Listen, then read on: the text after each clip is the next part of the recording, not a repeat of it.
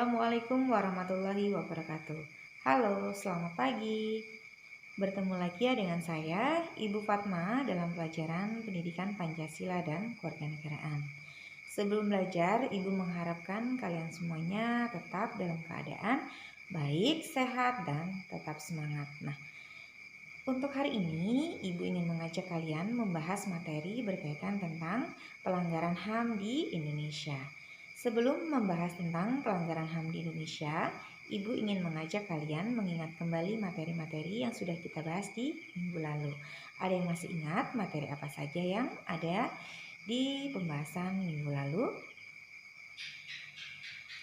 Yang pertama, materi berkaitan tentang hakikat HAM dalam perspektif Pancasila. Nah, hakikat HAM di sini kita sudah mengetahui bahwa pengertian apa sih yang dimaksud dengan pengertian HAM. Nah, yang kedua, apa sih yang dimaksud dengan prinsip-prinsip dan tujuan HAM, serta ada unsur-unsur HAM dan teori-teori HAM. Yang kedua yaitu berkaitan tentang HAM dalam dasar negara, HAM dalam konstitusi negara, dan HAM dalam perundang-undangan.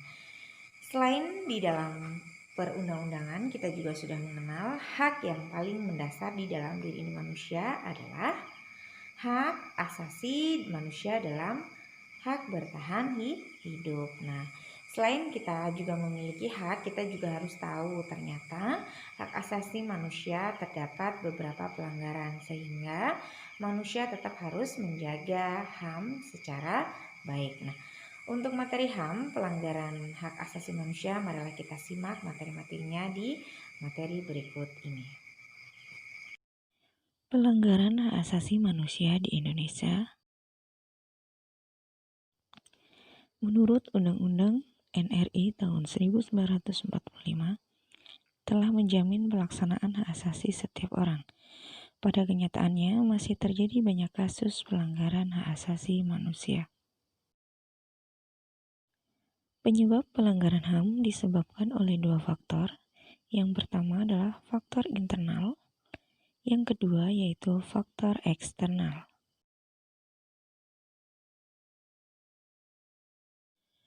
Faktor internal disebabkan karena sikap egoisme, tingkat kesadaran yang masih rendah, dan sikap tidak toleran antar sesama.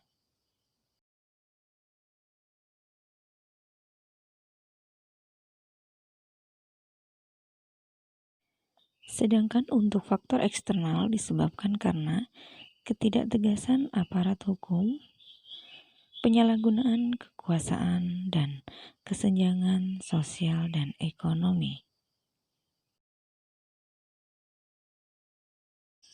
Kasus pelanggaran hak asasi manusia di Indonesia yang sering terjadi adalah pelanggaran HAM ringan dan pelanggaran HAM berat.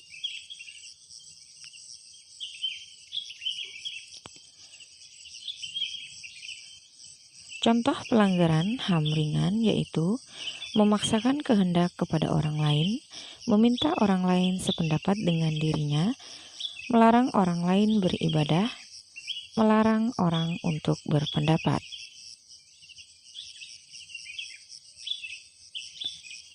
Pelanggaran HAM berat diantaranya adalah kejahatan genosida, perbuatan menghancurkan, memusnahkan kelompok. Contohnya, membunuh anggota kelompok, mengakibatkan penderita fisik, mental, dan lain sebagainya.